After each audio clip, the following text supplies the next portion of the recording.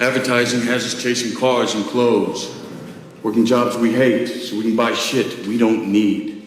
We're the middle children of history, man. No purpose or place. We have no Great War, no Great Depression. Our Great War is a spiritual war. Our Great Depression is our lives. Well, novelty theory is something I've been working on since the early 70s, inspired by psychedelic plant experiences in the Amazon, to attempt to look at time and really deconstruct it and attempt to understand what it is. And this has been a wild intellectual ride, leading to some pretty easily stated conclusions. One is that novelty, which is my term for complexity or advanced organization, novelty increases as we approach the present moment. The universe you and I are living in is a far more novel and complicated place than the early universe was. Well, some people would say, well, that's just a consequence of the unfolding of developmental processes. But this asks the question, what are developmental processes? Why should the universe have a preference for order over disorder?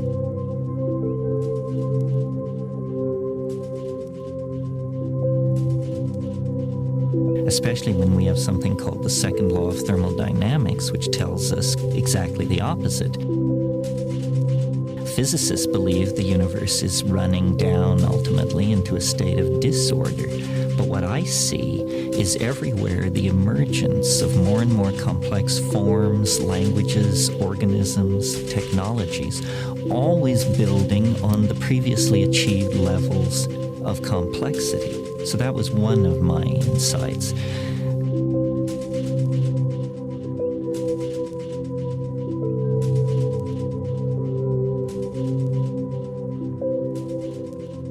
Coming out of that insight was the further understanding that this process of complexification through time is not proceeding at a steady rate. It actually follows a kind of asymptotic curve. In other words, it's happening faster and faster. And this was a revelation to me because it allowed me philosophically to contextualize the human world and to understand that human technologies, languages, migrations, art movements, ideologies are not something different from nature. They're the same download of process that we see in the movement of continents, the evolution of new species of animals, except that these human novel emergent situations are happening much more quickly.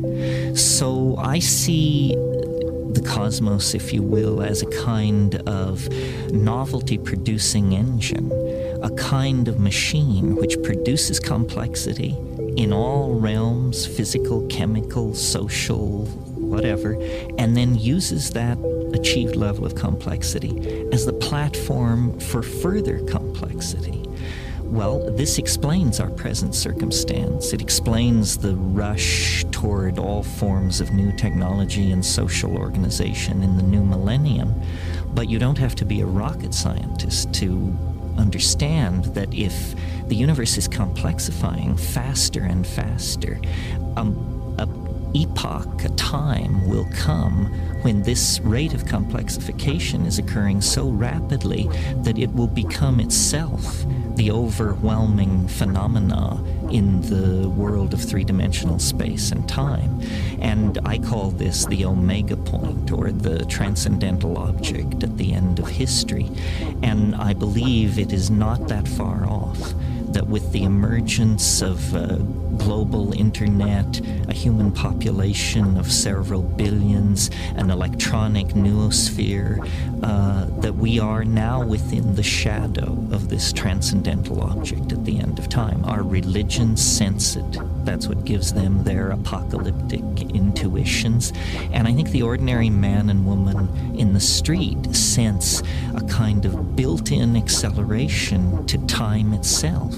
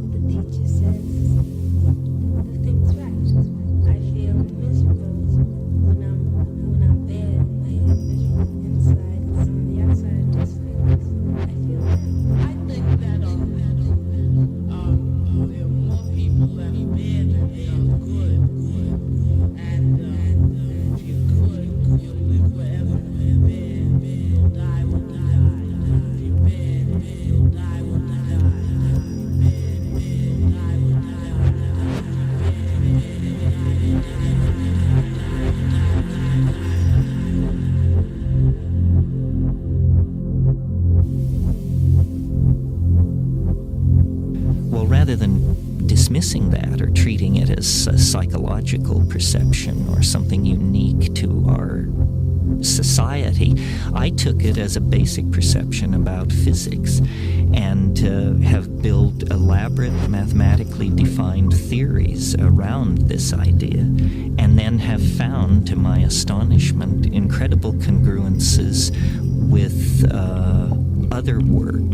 I'm thinking of the Mayan calendar and its curious countdown-like quality toward an extremely unique event that the Maya felt would occur in the same time frame that my own equations predicted, even though at the time I was unaware of the Maya. So what we have here is a new model of time based on a very real intuition that I think most people share, which is that time is speeding up, that human beings are part of that process, and that the culmination of that process is now within the ven of historical time. In other words, I believe it will happen in 2012, in December, coincident with the same events that the Maya placed at the end of their calendar.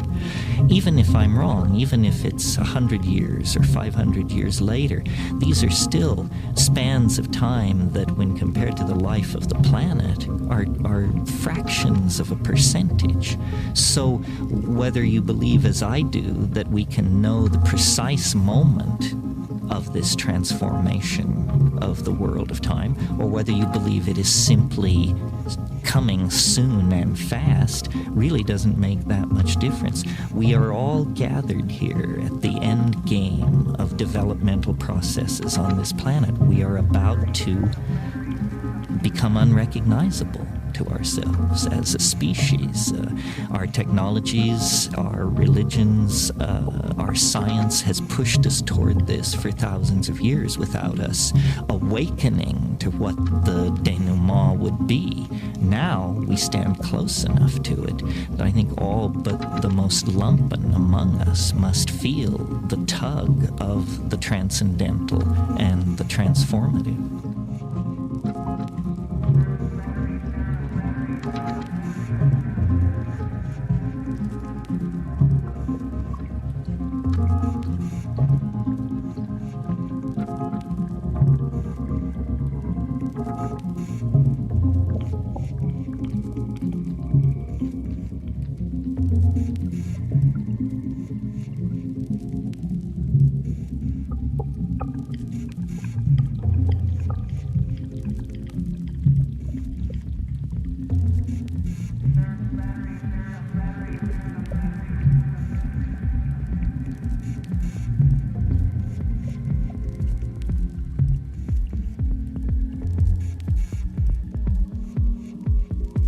Well, let me answer in the form of a question. Which lasts longer? 1,000,000 years in which nothing happens, or 10 seconds with 50,000 events crammed into it? In other words, really time is only experienced by the events which occur within it. And I maintain that the early universe had very little going on, and consequently, time moved very, very slowly. The character of time as we approach the present is that there are more and more physical domains and energetic domains in which change can occur. For example, the early universe was a pure plasma, a pure swarm of unassociated electrons. You didn't even have atomic systems, let alone chemistry, molecular chemistry, life, complex speciated life, and dynamically balanced planetary ecosystems. Each one of those more complex phenomena crystallized out or emerged, if you will, from the previous systems that had come into existence. So when I say time is speeding up, what I mean really is that more and more is happening. More and more is happening. And if if you ask the question, well, what would be the ultimate state of connectivity or of happening? It's when all points are connected to all other points. Somehow this concept of connectivity is intimately linked to the concept of complexity. And so really what I'm saying is that the universe is getting its act together. It's connecting the dots. It's bringing everything into co-relationship with everything else. And somehow it does this through the production of consciousness. Consciousness is this integrative function in biology which takes data, which may appear profoundly unrelated, and in fact brings it into some kind of a congruent relationship. We say an organism coordinates a point of view. Well, in a way, what's happening over time is that the universe is coordinating a point of view. And as it does this, it becomes somehow more aware, more self-conscious, more being-like and less thing-like. And as I said, this process is not proceeding at a steady pace. It's proceeding faster and faster. More connectivity occurs now in a calendar year than occurred in 1,000,000 years, 1,000,000,000 years ago. So somehow, as we approach the present, we find ourselves in an ever denser realm of activity, interrelationship, connectivity, and the result of this is more of the same, producing a shrinking globe, ever more immersive technologies, dissolution of political, social, gender, and class boundaries of all sorts. So that's what I mean when I say the universe is speeding up. You know, before the advent of man, of human beings, the fastest changes on this planet of any consequence were genetic changes in the genomes of plants and animals. Well, biologists know that for a fruit fly to add a spur to its leg, for a bird to change its plumage, you need hundreds of thousands, sometimes millions of years of evolutionary time. With the advent of human beings using spoken language, a new kind of possibility was born. It's called epigenetic change. In other words, change which is not about genes, but which is about languages, customs, behaviors of human beings. Epigenetic change reaches its dramatic culmination in speech, writing, and communication of all sorts. And so the carriers of epigenetic change, the human beings, are automatically then the carriers of accelerated novelty. And so when you look at, let's say, evolution on a coral reef, and you compare it, let's say, to the evolution of political ideas in modern Europe, obviously, modern Europe's rate of change in this domain is thousands of times faster.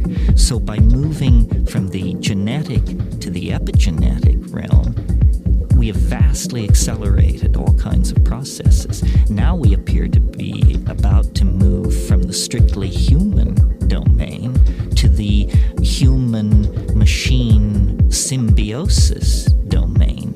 And of course, machines process information, make connections, and do their work at a rate thousands of times faster than any human being can work. So we see, again, a progressive acceleration of the process of creating and maintaining varieties of connectivity. And that's what I mean by time is speeding up.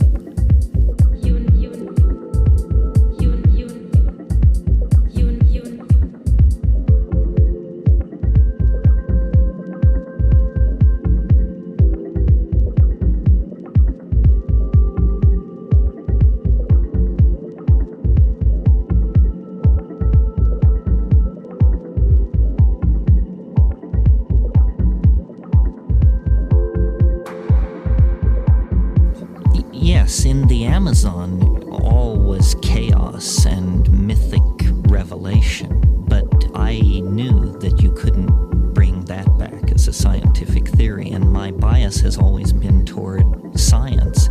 And out of these many intuitions and revelations, I discerned a thread, which was about time. It began with a conversation with this Logos entity where it said to me, "Did you know every day is composed of 4 other days?" And I said, "No, I not only didn't know that, it's never occurred to me." What a bizarre idea. Well, so this idea then of a time being a resonance created by other times, not immediately before or after it, as in scientific causality, but somehow a day centuries ago, centuries in the future, come together to create an interference pattern that creates the unique moment. So that was one of the basic assumptions. And then the structure on which this all was hung was the I Ching, which may seem exotic to American and European audiences, but which is, of course, as familiar to anyone in Chinese society as the Declaration of Independence is to us. And what is the I Ching? Well, it's a very ancient method of divining and predicting the future, based on the idea that every moment can be symbolized by a unique ideogram, which is somehow its essence, much in the way that science believes you can explain all nature with 108 elements. The ancient Chinese took the position that time itself was made of elements. My style of thinking is scientific enough that if I were to say to somebody, I propose a revolution in physics based on what I know about an ancient Chinese divinatory system, that would seem foolish to me. It seems occult. It seems unscientific. Why should an ancient Chinese book of divination hold any insight whatsoever for modern physics? But the uncanny thing about the I Ching is that it seems to work. Even in the hands of its critics, it seems to work. So let me try out a metaphor on you, which I think makes much more clear what's going on here. Visualize for a moment sand dunes, and notice when you look at these sand dunes in your mind that they look like wind. Sand dunes look like wind in some sense. Well, then analyze the situation. What is wind? Wind is a pressure variant phenomena that fluctuates over time. In a way, the sand grains moved about by the wind are like a lower dimensional slice of the wind itself.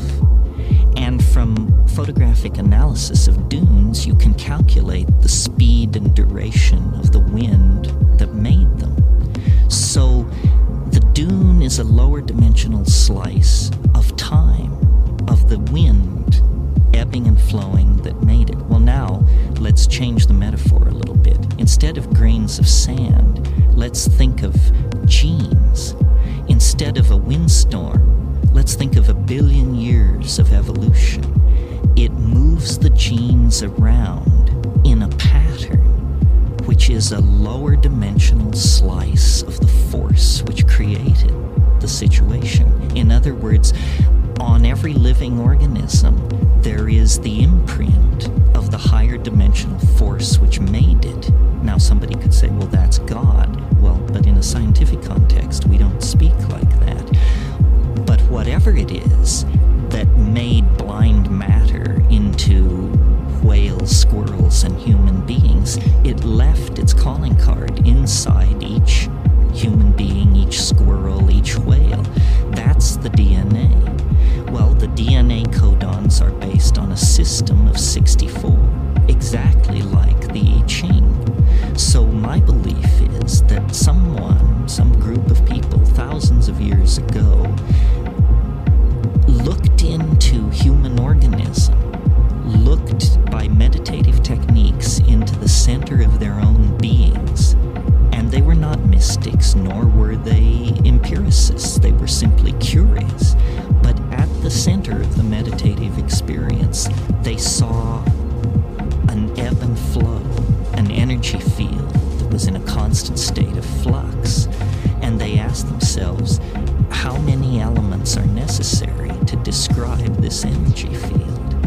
And the answer was more than 10, less than 1,000, more than 20, less than 500. And when they finally got it worked out, lo and behold, 64 situations are all the possible potential situations there are. Out of 64 subtypes of time, you can create everything from the coronation of Queen Mary to the resignation of Madonna, out of 64 types of time. So really, what the I Ching is not a book of Chinese mysticism. It's a book of molecular dynamics that sees through biology to the physics that allowed biology to come into existence.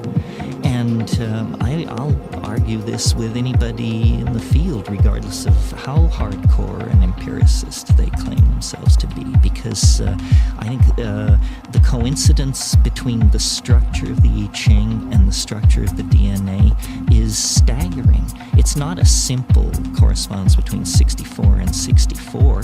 All the processes that occur in DNA can be easily modeled with the 6-line hexagrams that make up the I Ching. It's almost as though Western science was fascinated by energy. For 5,000 years, we pursued understanding energy. And this process ends with thermonuclear explosions in the deserts of the American Southwest. We can light the fire that burns in the heart of the distant stars. We know how to do that. That's what the Western mind achieved, political issues aside. The Eastern mind was not interested in energy. It was interested in time. And they spent 5,000 years deconstructing it, looking at it. And you don't use atom smashers. You don't use enormous physical pressure. It's a different problem, and you bring different tools to bear. You meditate. You look inside yourself. You study the movement of water around pebbles. You consider the situation. You study history. In any case, the bottom line is, the people who pursued this understanding of time achieved as sophisticated a relationship to time as the Western relationship to matter, expressed through our ability to trigger fusion and fission. So there's a great deal for us to learn in the West from these Oriental efforts to understand time, and it is not necessarily mystical. What I did was entirely mathematical. It's not transparent to a person who has not studied mathematics, but to a professional mathematician, it's utterly trivial. There's nothing occult about it.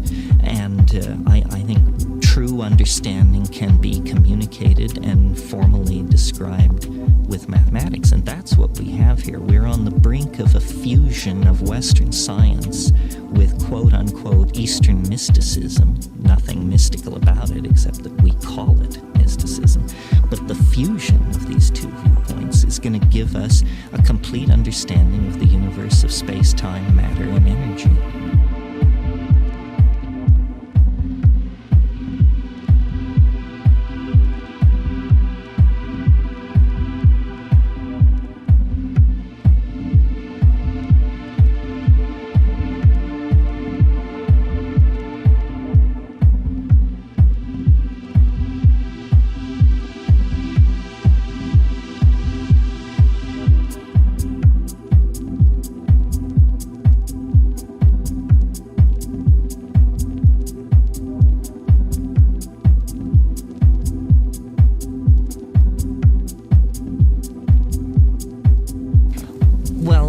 In the 19th century, if you spoke of nature having a purpose, you were thought to be anti-evolution, because in the 19th century, there was great pain to eliminate anything like pre-formation or teleology or purpose or God, all these things that they were trying to eliminate from evolutionary theory. And until very recently in scientific thought, the idea has been that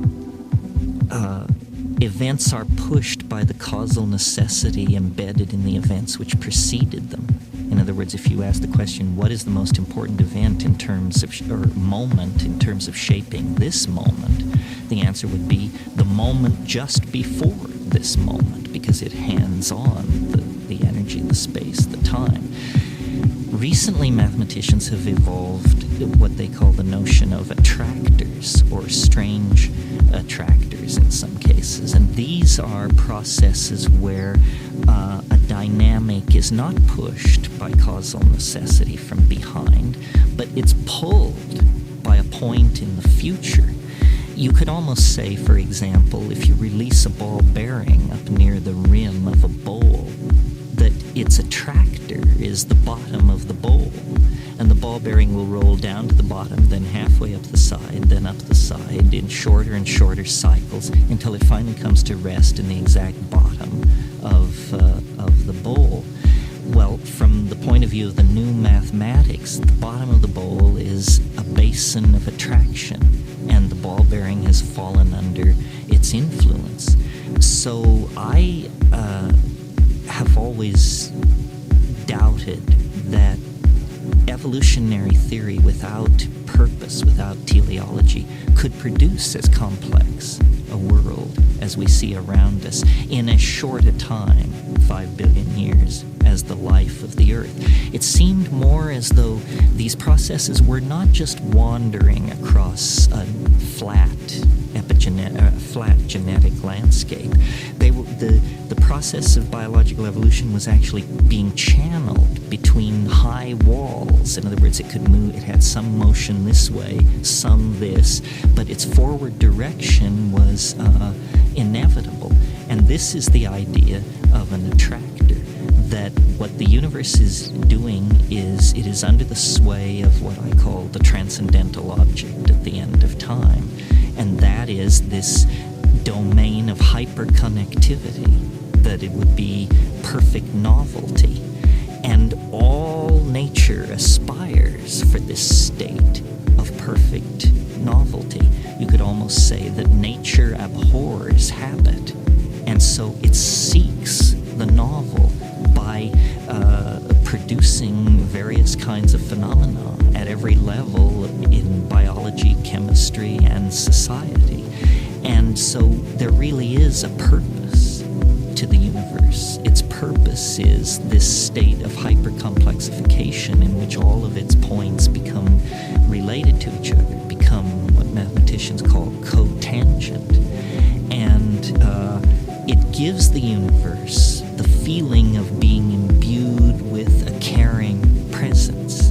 It makes it appear as though nature is tending toward something, and it changes our own ethical and moral position in the universe. Because, science tells us that we're the products of a cosmic accident. We're at the edge of an ordinary galaxy in an ordinary star system, and we're damn lucky to be here. And that's it. That's our place, a very existential notion of our place in the cosmos. But if you take this other point of view, that process is under the influence of an attractor, and that the value the attractor is maximizing is novelty, then suddenly, for the first time in 500 years, human beings are moved back to the center of the stage, because we are the most novel thing on this planet. We are everything biology is, plus technology, language, politics, philosophy, art, so forth and so on.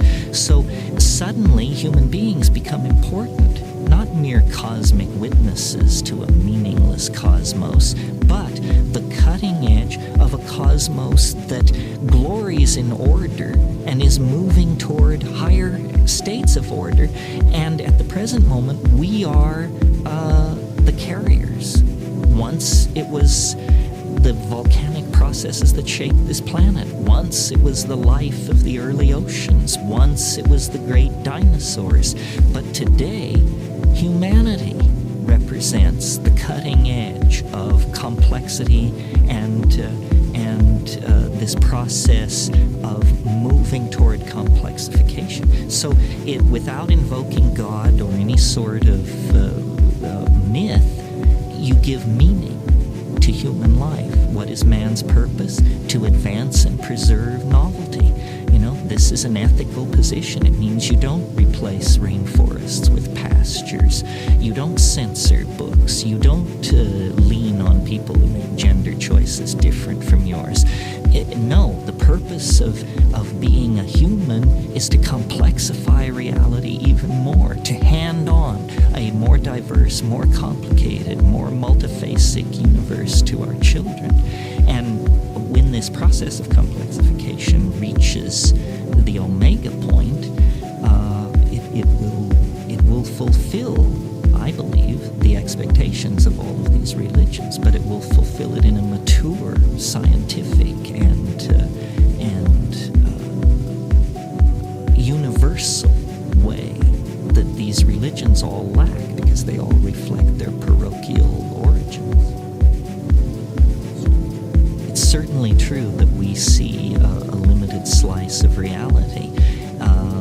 And your example from Flatland, yes, anything which moves as a gradient through time, we will not discern very carefully. I mean, for instance, this is why we have the science of economics, because it keeps track of the behavior of markets, which is something you can't see or feel, but which has become very important to human institutions. It's a fourth dimensional factor that we need to coordinate into our planning. So we've created an entire science to study the movement and behavior of markets. One of the things, I'm always trying to visualize what the concrescence would be like, even though I know that in principle it's probably not possible to imagine it. But several factors are on the horizon which I think can be brought together to sort of get a picture of what we're headed toward.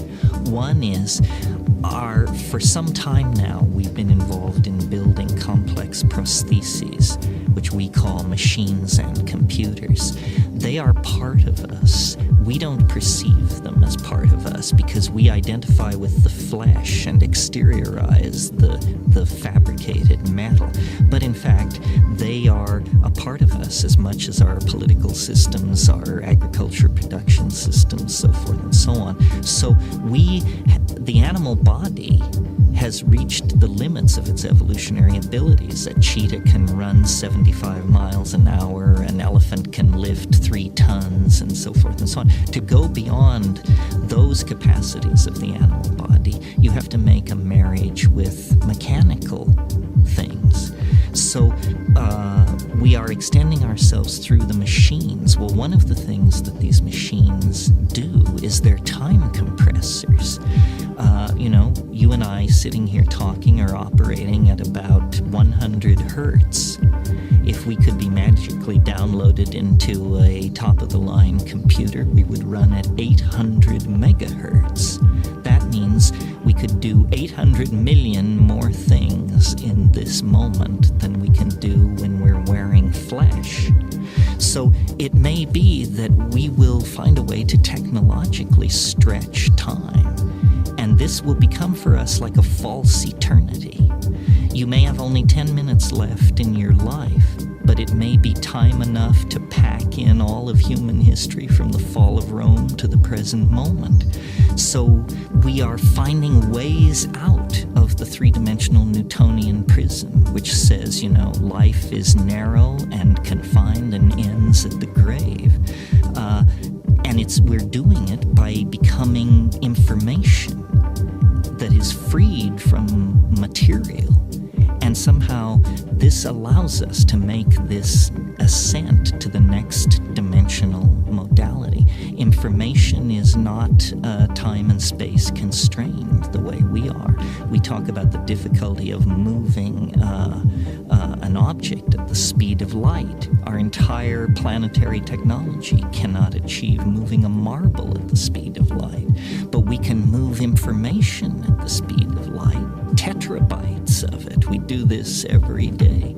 So so we see, we stand then like children at the edge of the ocean of information, and we're putting our feet in and wondering, could we swim in that? What would it be like to be wet in that? What would it be like to go into that new medium? A similar dilemma must have confronted the early amphibians as they stared at the land and said, could we leave the ocean? Could we go up into those places? Could we breathe air and actually make the transition to such a hostile and alienating environment as the land? And so these are major symmetry breaks. But in every case, the answer has been, you bet. And sooner or later, somebody did it, and then all succeeding generations have followed suit.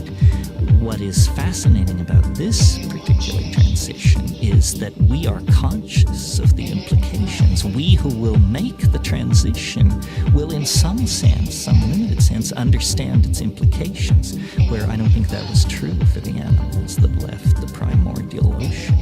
They simply were behaving blind instinct and evolutionarily dictated behaviors. But the degrees of freedom accessible to us are so multifarious that we can actually appreciate for the first time our circumstance, and our circumstance is awe-inspiring. We are about to take the step out of matter. The planet is on a collision course with the most profound event it's possible to imagine, the freeing of organic life from the chrysalis of matter. For 1 billion years there's been life on this planet, but never life that could step outside of matter. But this is obviously what's in the cards, and we are privileged to be central to that.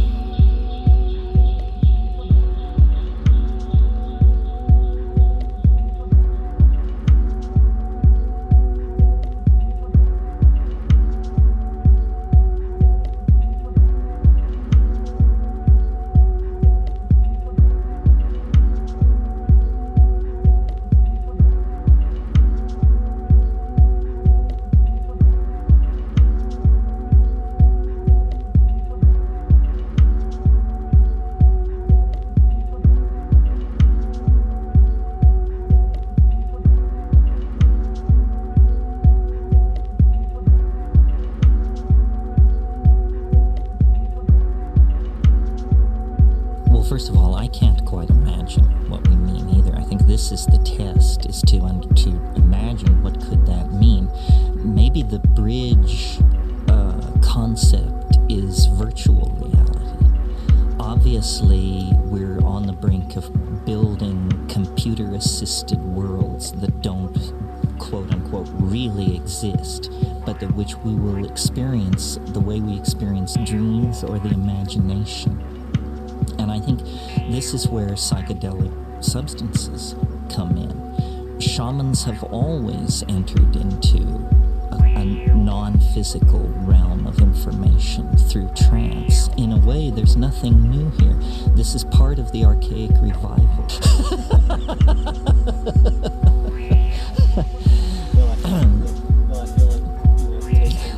Will you still love me? Will you still feed me when I'm 64?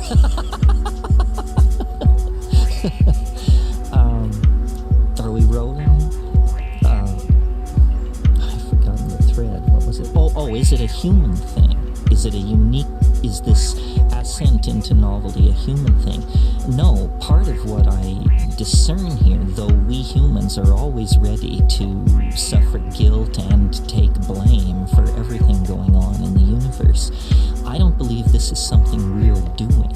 I think that we are as much corks tossed on the ocean of time as are hummingbirds and prairie dogs. In other words, an event of cosmic significance and importance is going to occur not far in the future. Are we causing it? No. Can we stop it? No. Can we hurry it? No. It's built into the structure of matter itself. One way of thinking of this is that the laws of physics are evolving to permit greater freedom.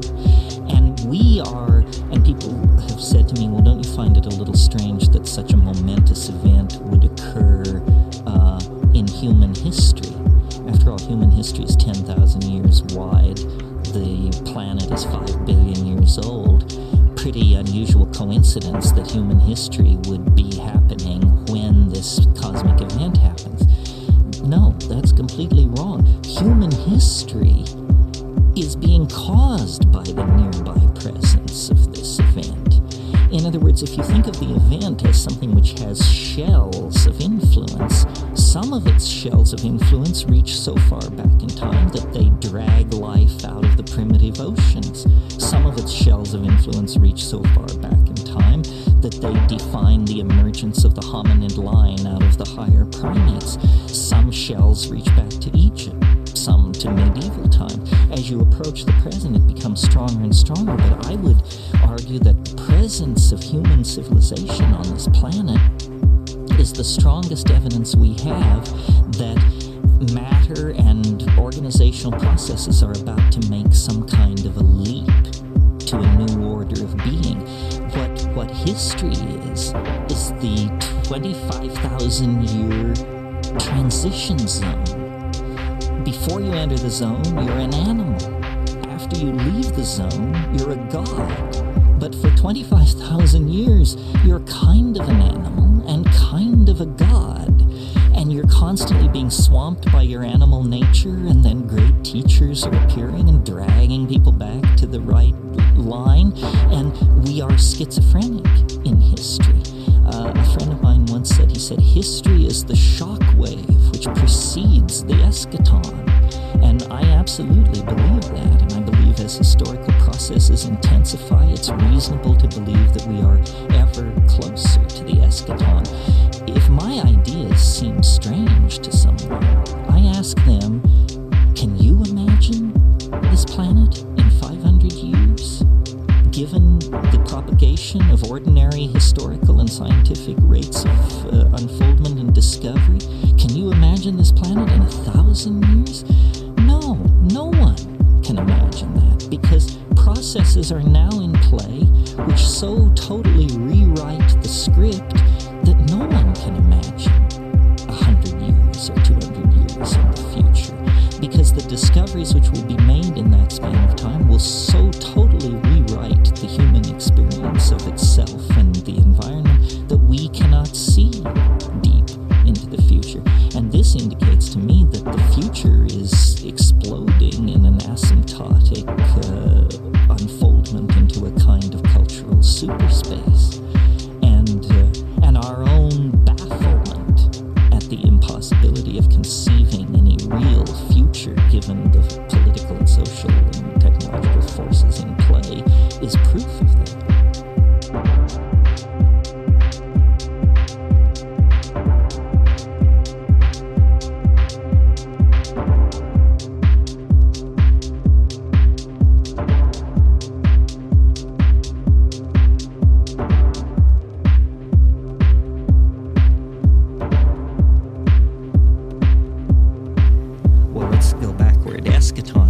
Eschaton is a good word out of theology. It simply means the last thing.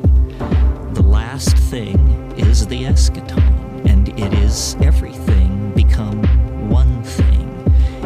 For theologians, it's God. For somebody of a more materialist bent, it might be something else. But the eschaton is the last thing. Eschatology is the study of the time of the last thing. Now, what was the other word? Concrescence. This is a little trickier concept. I took it from Alfred North Whitehead. Concrescence is the idea of something that grows together. It concresces. It becomes more dense, more connected, more defined in space and time. And when I talk about the transcendental object at the end of time, or the coming of the eschaton, or hyper-novelty, I mean that the process of the human and biological concrescence of intent reaches some kind of maximum. Concrescence is the end of the process of becoming. Becoming is not true being. True being exists at the concrescence. The kind of being we experience, becoming, is is a partial state of being, much like history is a partial state of concrescence. History definitely places us outside the world of biological intent, the animal mind, but history does not bring us into the presence of the eschaton. It's a partial process, and concrescence is what waits at the end. The eschaton is the concrescence.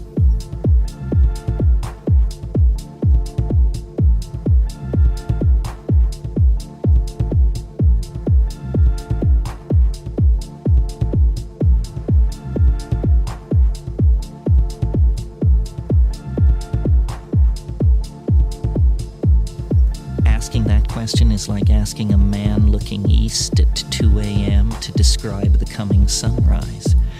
He can't, because it is literally over the event horizon of the future. And when we look into the future, we see that the east is streaked with rosy dawn, but we cannot conceive of the day that is about to come. All we can see is the dim glow of some kind of eschatological promise. Ask me this question in 2010, and I'll have a different answer.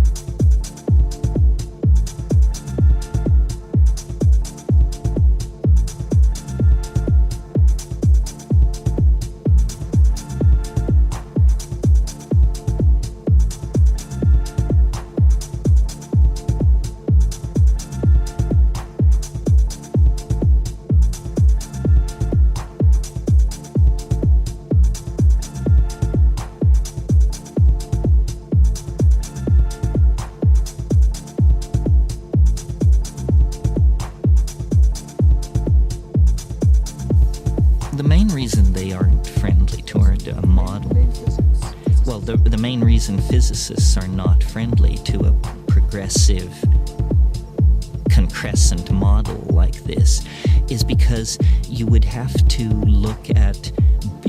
give credit to biology for being a stage higher than chemistry, and you would have to give credit to human history as a stage higher than biology. And physicists study physics. If you study physics, there is no biology. You don't have to deal with issues of biology when you study physics. I mean, there is something called biophysics, but it's not well received in physics or biology.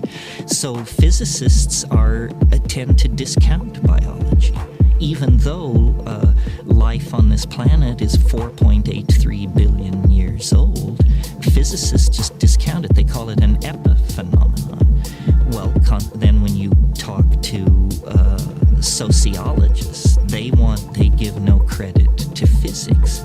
Science has compartmentalized nature in order to analyze it, and there is no theory of nature as such. And that's really what I'm offering. I'm offering a theory which covers physics, chemistry, geology, biology, sociology, linguistics, the whole thing. In other words, not saying man is some special category, not saying that we need artificial divisions, but that over the entire domain of known phenomena, this tendency to complexify through time, A, and B, faster and faster, can be discerned. We need a theory of everything. Physics talks about theories of everything, but none of these theories of everything address biology, let alone sociology, linguistics, and the phenomenon of human beings.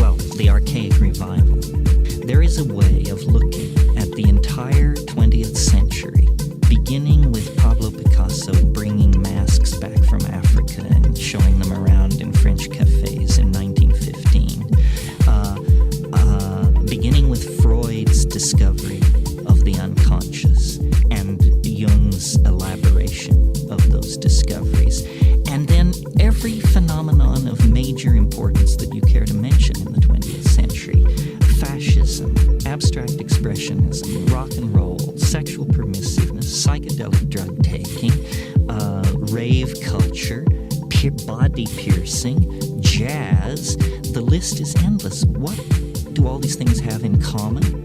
They are reversions to archaic behaviors. They represent rejections of the Edwardian gentleman with his white man's burden, and represent instead a realization that for us to survive and live with ourselves, we have to re-empower archaic values. As the century unfolded, the understanding of what this re-empowering of archaic values might mean has changed. Jung and Freud discovered the unconscious, discovered that we are not all ladies and gentlemen, that there's a cannibal lurking within. Albert Hoffman's discovery of LSD demonstrated that inner wilderness is accessible to most people through chemistry. Well, then still later, it was understood that the key ingredient in active shamanism is psychedelic plants, psychedelic experiences. And in a way, that closed the loop between the impulse toward the archaic and the impulses of modern science and modern medicine. The key is the psychedelic experience. That's what makes the shaman a shaman. That's what made the archaic, in fact, archaic. And so people like Freud and Jung and the surrealists and the Dadaists and the abstract expressionists, all of these people were very close to the mark. The shaman is the paradigmatic figure, and the psychedelic experience seems to be the anticipatory experience of this eschaton that we're headed toward. You know, when psychedelics were first being discussed, it was thought that they would prepare people for death. In a sense, they probably do, but in the same way that they prepare people for death, they prepare people for transformation. It gets you used to the idea that the world is not what it appears to be, and it gets you used to the idea that the world is somehow animate, intelligent, and proceeding along its own agenda. So in a way, shamans have always been anticipations of some future state of mankind. They're the masters of language. They are the ones who are telepathic with the animals. They are the ones who can see into the future. So this archaic nostalgia gets real focus once you realize that it is the shaman and his or her shamanic techniques that confers on them the extra-historical dimension. That is how you get out of linear history. That's how you visit the realm of the ancestors. That's how you travel into the future. That's how you break up the tyranny of Newtonian serial time.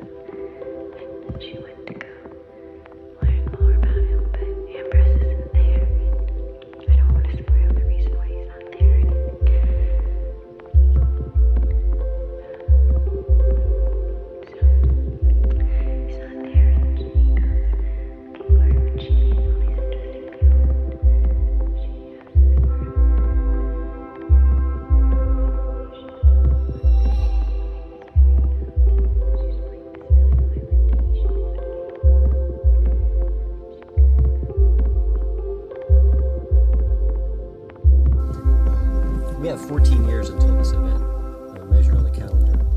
And, a really common, ordinary way to describe the times that we're living in is that they're very, very chaotic, filled with acts of unspeakable evil. And at the same time, there's this sort of buzz and thrust of optimism. Everything from a guy like Peter Schwartz talking about the long wave, big booming economy, breakthroughs in educational levels and qualities of life. But it's definitely a dynamic where you've got extremes of good and evil in that way. Would you talk a little bit about the relationship between that dynamic as we go forward and the novelty continues to climax? Well, novelty is not necessarily good or nice. Novelty is complex. That's what it is. And so I see really a concatenation of tendencies and forces here at the end. It's only going to get weirder. The level of contradiction is going to rise excruciatingly, even beyond the excruciating present levels of contradiction. So I think it's just going to get weirder and weirder and weirder, and finally it's going to be so weird that people are going to have to talk about how weird it is. And at that point, novelty theory can come out of the woods, because eventually people are going to say, what the hell is going on? It's just too nuts. It's not enough to say it's nuts. You have to explain why it's so nuts. So between now and 2012, the next 14 years, I look for the invention of artificial life, the cloning of human beings, possible contact with extraterrestrials, possible human immortality, and at the same time, appalling acts of brutality, genocide, race baiting, homophobia, famine, starvation, because the systems which are in place to keep the world sane are utterly inadequate to the forces that have been unleashed. The collapse of the socialist world, the rise of the internet, these are changes so immense, nobody could imagine them ever happening. And now that they have happened, nobody even bothers to mention what a big deal it is. The fact that there is no such thing as the Soviet Union, people never talk about it anymore. But when I was a kid, the notion that that would ever change was beyond conceiving. So the good news is that as primates, we're incredibly adaptable to change. Put us in a desert, we survive. Put us in the jungle, we survive. Under Hitler, we survive. Under Nixon, we survive. We can put up with about anything, and it's a good thing because we're going to be tested to the limits. The breakdown of anything, and this is why the right wing is so alarmed, because what they see going on is the breakdown of all tradition, all order, all sanctioned norms of behavior. And they're quite right that it's happening, but they're quite wrong to conclude that it should be resisted or is somehow evil. The mushroom said to me once, it said, this is what it's like when a species prepares to depart for the stars. You don't depart for the stars under calm and orderly conditions. It's a fire in a madhouse. And that's what we have, the fire in the madhouse at the end of time. This is what it's like when a species prepares to move on to the next dimension. The entire destiny of all life on the planet is tied up in this. We are not acting for ourselves or from ourselves. We happen to be the point species on a transformation that will affect every living organism on this planet at its conclusion.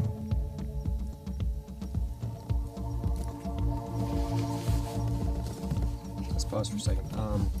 I see how with Jenkins calling it galactic cosmology, it's like our home continues to expand. We've gone from the village to the nation state to the planet. Now we're ready to take on the big picture. So let's just talk about the conclusions of the archaic mind, what it reaches. Well, the great watershed difference between the archaic understanding and what is called scientific materialism is the archaic mind understood, in fact perceived, that nature is conscious.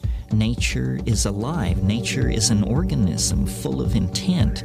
The goal of the archaic mind is to connect with, communicate with, and align itself to this greater Gaian holism, which is sometimes called nature, the great spirit, the realm of the ancestors.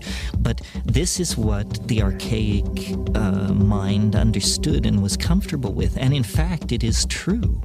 Our own decision to view the universe as dead, as inanimate, as unintelligent, allowed us, permitted us to dissect it, use it, and deny its validity outside of human purpose. Now the consequences of living like that is coming back to haunt us. You know, we have almost destroyed our home. We have almost cut the earth from beneath our own feet. So this impulse toward the Gailanic and the archaic is a survival instinct at this point.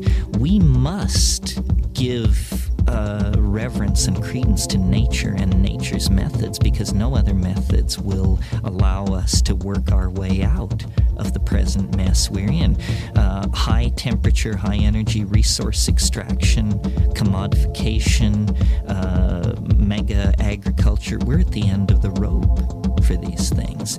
So the archaic holds answers, but it only holds answers if we are willing to think of the universe as a living, intelligent entity with which we are in partnership, not set against, but that in fact we are a part of a morphogenetic intent and an unfolding reality that is larger than human understanding. Imagine larger than human understanding.